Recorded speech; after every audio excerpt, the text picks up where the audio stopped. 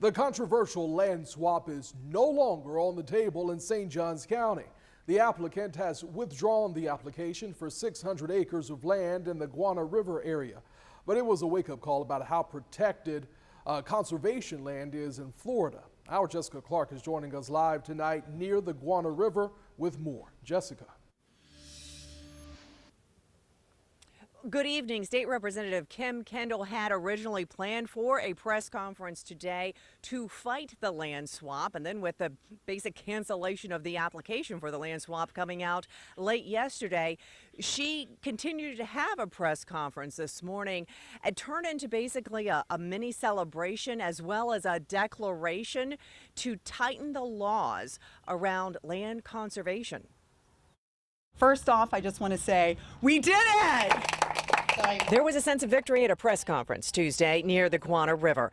State Representative Kim Kendall, local city mayors, St. Johns County commissioners, locals, even a dog celebrated the end to a proposed land swap that involved conservation land and the GTM Research Reserve. And it didn't happen by accident. It happened because people stood up, because you cared. Monday, a mysterious company called the Upland LLC withdrew its application to get 600 acres inside the Guana River Wildlife Management Area in northern St. Johns County in exchange for the 3,000 acres it would give to the state in 4 different counties across Florida. Monday, that applicant's attorney stated the intention was not to use the 600 acres inside the Guana Reserve for, quote, commercial or community development.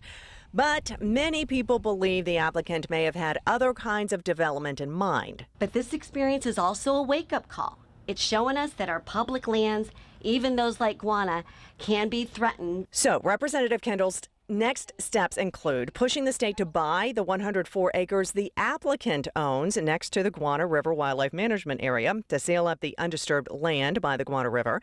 And she also plans to propose state legislation to close loopholes regarding threats to conservation land. I'm trying to figure out what we can button up to stop this wraparound, this workaround, find a hole, whatever can be done to try to do this again. And St. Augustine resident Stacy Strum helped organize Saturday's protest against the land swap, and she welcomes stricter laws to protect public lands. I would support anything that would help us get into a position where we don't have to find ourselves in a sneak attack situation again. People for days, and especially today here in the North St. Johns County area, comparing this particular issue with the land swap proposal with what happened last year when the state DEP had proposed building inside of state parks, and then that outcry from the public, and then those two issues being stopped in their tracks. One county commissioner saying, hey, Tallahassee, if you're listening, don't take on St. Johns County for the third time. Live in St. Johns County, Jessica Clark, First Coast News on your side.